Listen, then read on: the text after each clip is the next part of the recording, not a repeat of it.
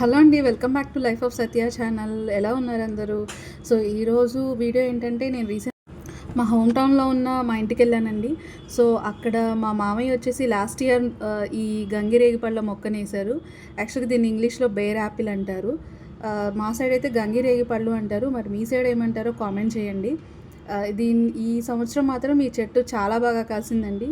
కాయలు కూడా చూడండి ఎంత బాగున్నాయో అండి. పచ్చిగా ఉన్నప్పుడు తింటుంటేనే చాలా స్వీట్‌గా ఉంది కాయ మాత్రం. అంత బాగున్నాయండి కాయలు. ఇంకా మా ఇంట్లో వచ్చేసి మా అత్తమ్మ, మా మావయ్య ఇంకా చాలా చెట్లు పెంచుతారండి. గంగిరేగి పళ్ళు కానీ, ఇంగా పూల చెట్లు కానీ, నిమ్మకాయ చెట్టు ఇలా చాలా ఉంటాయండి మా ఇంట్లో.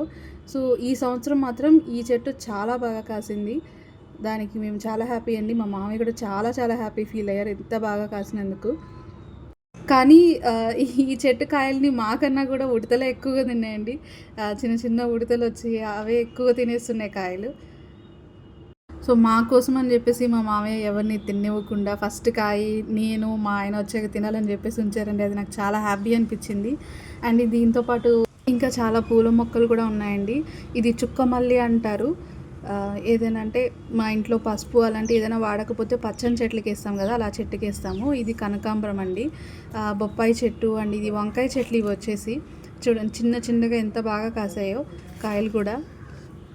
చూడండి ఎంత క్యూట్గా ఉన్నాయో లిటిల్గా.